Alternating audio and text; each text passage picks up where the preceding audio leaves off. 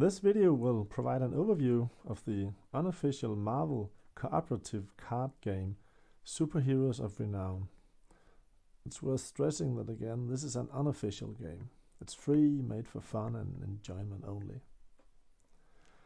Okay, in this game each player controls a hero, or perhaps a villain if so preferred, attempting to prevent the scheme of an evil mastermind from being completed. Two things about this game are especially worth mentioning. One is the magnitude or scope of it.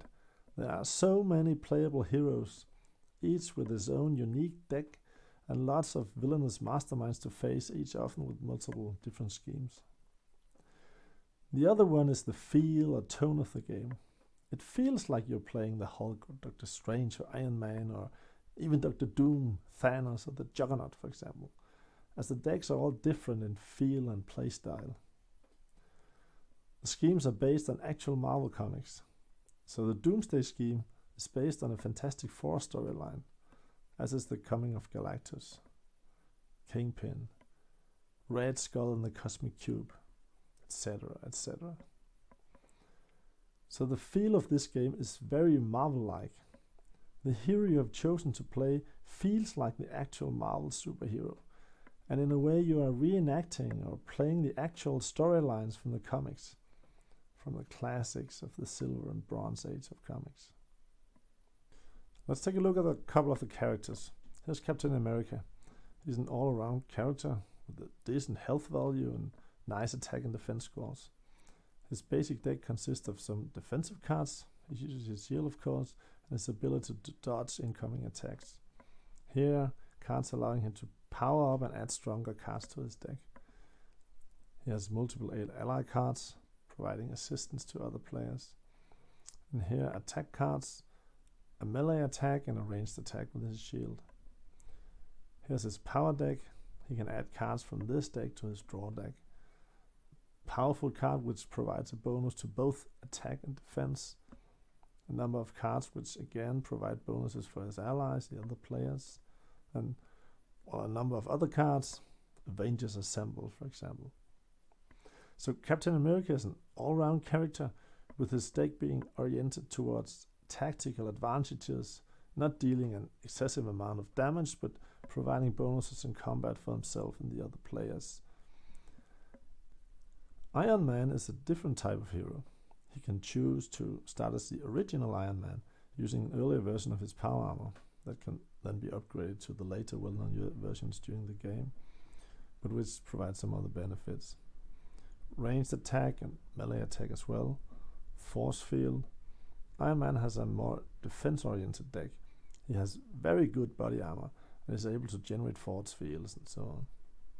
His power deck includes the power armor upgrades. Here the classic Iron Man, and here more powerful attack. And he has cards that allows him to do high-tech research as well. So this is a different type of hero to play.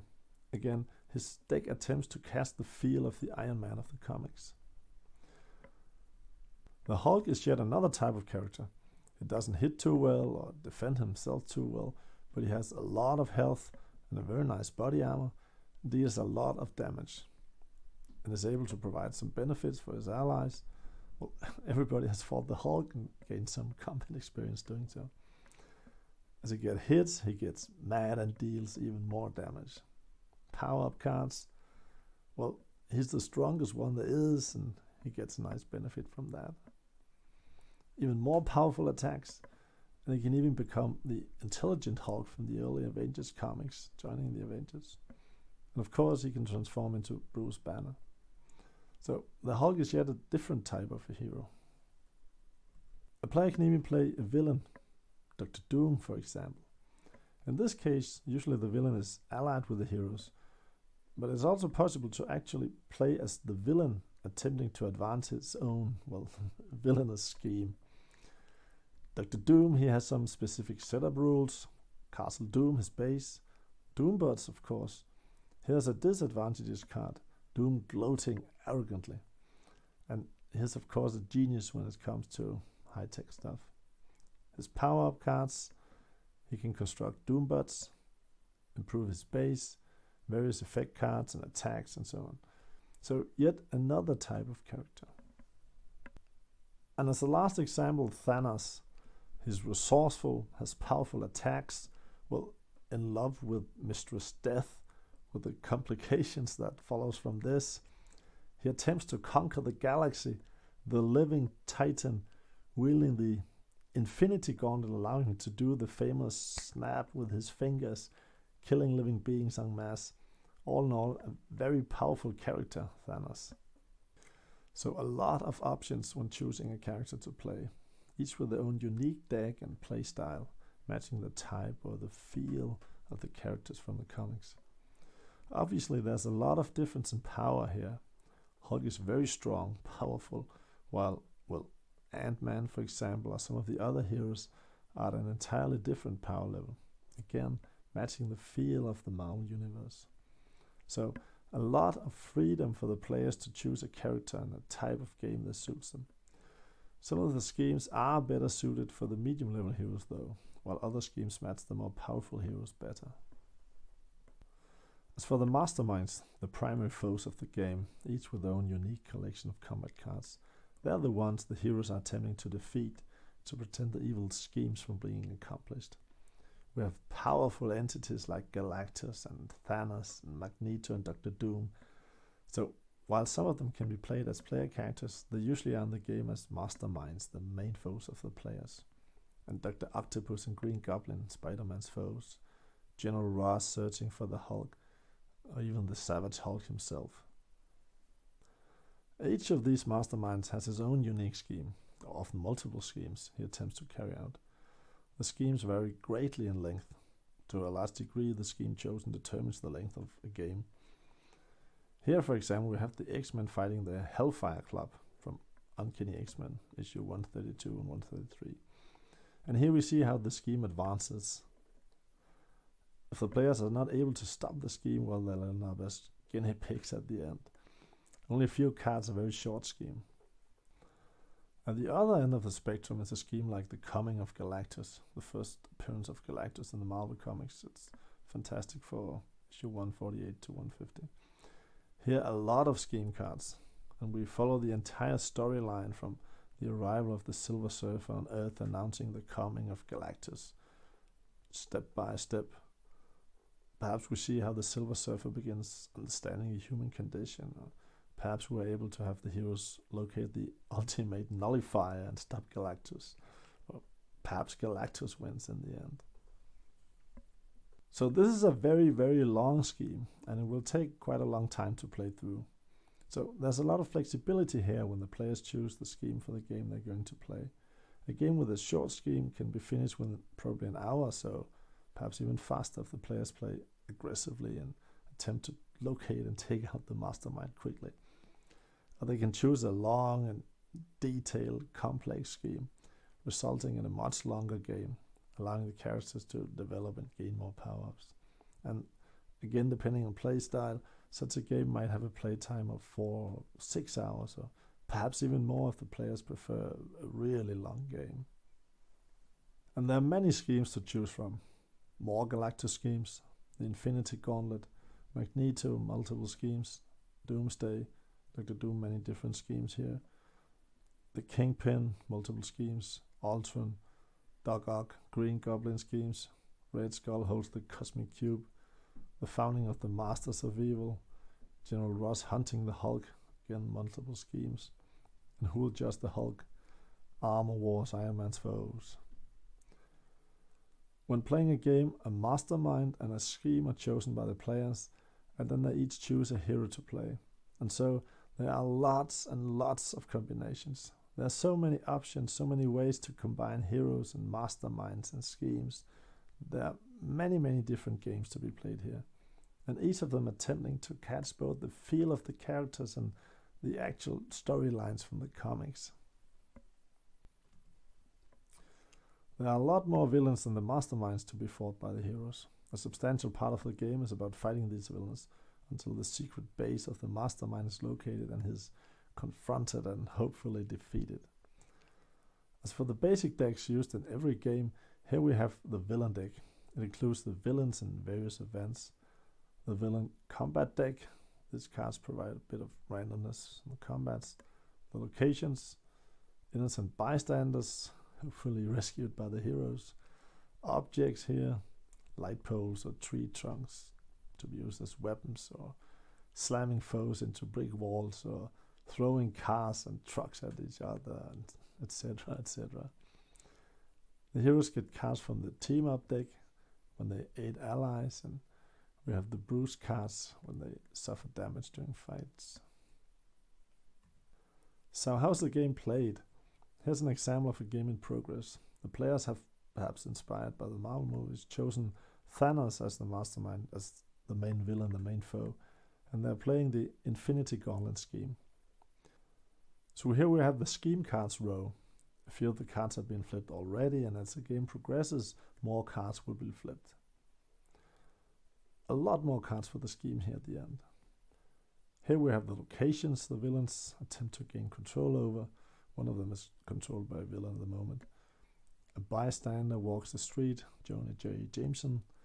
A few objects, a tree trunk and a car, that can be used by the heroes as well as the villains, if they are strong enough, in this case, if they pay the right icons. Alright, the players, they've chosen Wolverine, the first player. The second player plays Dr. Doom.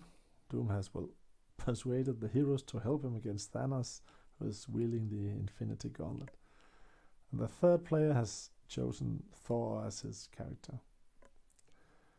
For each player, there's the character card, perhaps some effects in play, cards in hand, the draw deck and discard pile, and the power deck for when powering up and adding more powerful cards to the draw deck. So while this is not a deck building game per se, there's an element of deck building. The characters become more powerful as the game progresses. And similarly for Dr. Doom, some effect cards in play, cards in hand, draw deck, discard pile, power deck. And here we have the aid ally pool. The players can play cards here that can aid the allies, the other players, in the future. So all the heroes can use this card, can benefit from these cards.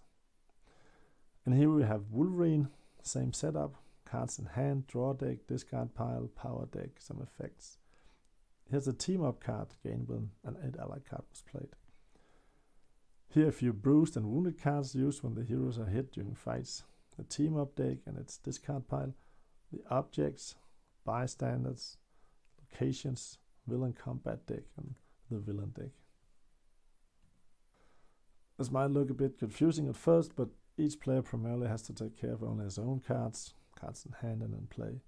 Most of these decks are not used that often. It's fairly rare that a new location or bystander come into play, for example. Alright, at the start of the turn, if a villain controls a location, as is the case here, or if indicated on a scheme card, the Mastermind scheme is advanced. The next card in the scheme card row is flipped. As the game progresses, more scheme cards will be flipped, many of them influencing the game in various ways. And if all scheme cards are flipped, the heroes lose the game. Okay, then a card from the villain deck is flipped. There are different events, or as in this case, a villain, Radioactive Man, is placed at location. So now the heroes must rescue Jonah J. Jameson, or at least contest the villain's control of the locations. Next, the players can play effect cards from hand.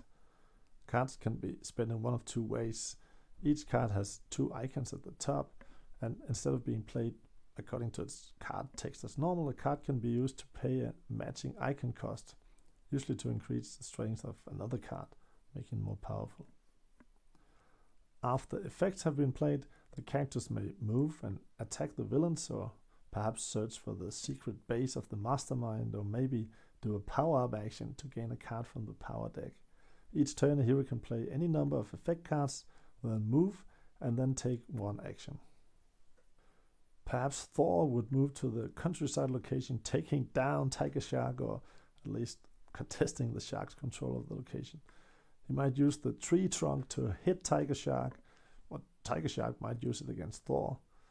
Or he might play Mjolnir Strike as his attack card. Tiger Shark would then flip a card from the villain combat deck, adding a bit of randomness. To avoid being hit, Thor might spend his whirling hammer effect as a reaction, maybe boosting it by paying the additional iron cost. After fights and actions are resolved, the players each draw 2 cards from their draw decks and a new turn begins, until either the Mastermind is defeated or his scheme stopped and the players win the game, or all the last scheme cards flipped and they lose. The game can be played by 1 to 4 players. Here a 3-player game was used as an example, but it's very well suited for solitaire play. The player simply controls all the heroes playing against the game itself, attempting to defeat the evil Mastermind. When played as a 2-player game, either each player controls 1 hero and they control the 3rd hero together, or the game is played with just 2 heroes and less villains to confront them. It can also be played as a 4-player game with an increased number of villains, if preferred. A few closing remarks. Since this game hasn't been created by an English native speaker, there might be a minor grammatical error on a card or 2. Also, this is a free game, there's no original artwork.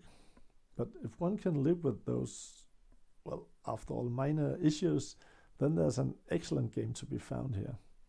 Lots and lots of replay value.